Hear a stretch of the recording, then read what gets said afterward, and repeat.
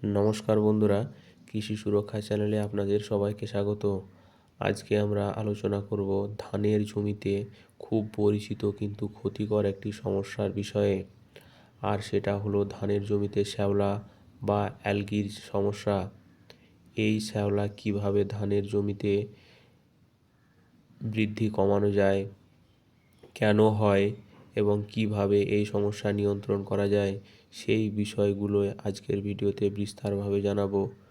ধান খেতে যে সবুজ বা হালকা রঙের স্তর জলের উপরে ভেসে থাকতে দেখা যায়, সেটাকে আমরা অ্যালগি বলি। এই শ্যাওলা ধানের জন্য নানা রকমভাবে ক্ষতি করে। শ্যাওলার জন্য ধানের চারা ঠিকভাবে বাড়তে পারে না, জলে অক্সিজেনের পরিমাণ কমে যায়, সূর্যের আলো মাটিতে পৌঁছাতে পারে না, অনেক সময় চারা হলুদ হয়ে যায় এবং শেষ পর্যন্ত ফলন কমে যায়। ধান জমিতে শ্যাওলা নিয়ন্ত্রণের সবচেয়ে গুরুত্বপূর্ণ ধাপ হলো প্রতিরোধামূলক ব্যবস্থাপনা।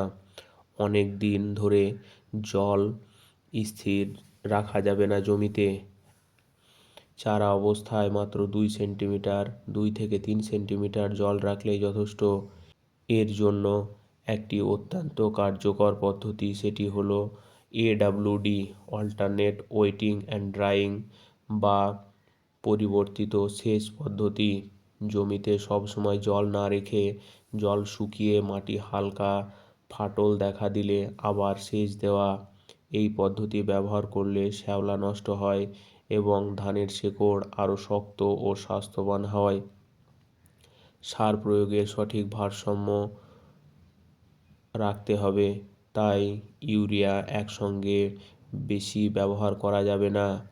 ব্যবহার করতে হবে ভাগে ভাগে, মানে চাপান সার জমি তৈরি এবং পরবর্তীতে ব্যবহার করতে হবে এবং ফসফরাস ও পটাশের সঠিক মাত্রায় দিতে হবে।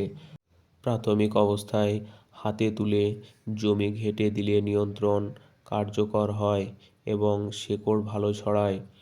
ছোট জমিতে বাঁশ বা দড়ি দিয়ে জলের উপর ভাসমান শ্যাওলা তুলে ফেলা যায়। এছাড়াও একটি দেশি ও প্রাকৃতিক কার্যকর পদ্ধতি হলো তেঁতুলের বীজ গুঁড়ো করা ব্যবহার করা।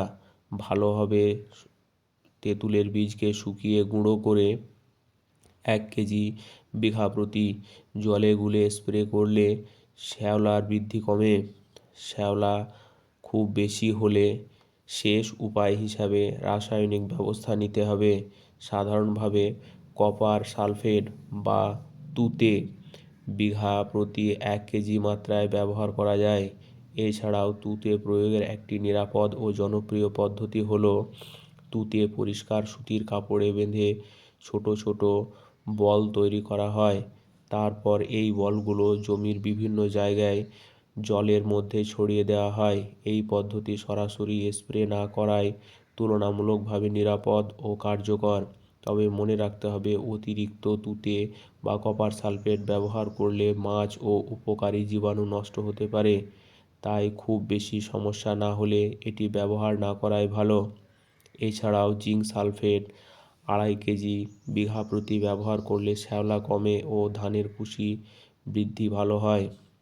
সবশেষে বলি, সঠিক জল ব্যবস্থাপনা, অল্টারনেট ওয়েটিং অ্যান্ড ড্রাইং বা পরিবর্তিত সেচ ব্যবস্থা, সুষম মাত্রায় সার প্রয়োগ, মাঝে মাঝে জল ছাড়া, প্রয়োজন হলে হাতে করে শ্যাওলা তোলা, দেশি পদ্ধতি যেমন তেঁতুলের বীজ গুঁড়ো করে ব্যবহার করা,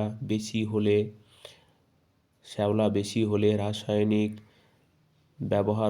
ব্যবহারের মাধ্যমে সম্পূর্ণ ব্যবস্থাপনায় সবচেয়ে ভালো ফল পাওয়া যায়। যদি ভিডিওটি আপনার উপকারী মনে হয় তাহলে অবশ্যই লাইক করুন, বন্ধুদের সঙ্গে শেয়ার করবেন এবং এমন আরও গুরুত্বপূর্ণ কৃষি তথ্য পেতে চ্যানেলটি সাবস্ক্রাইব করে পাশে থাকতে ভুলবেন না। ধন্যবাদ সবাইকে।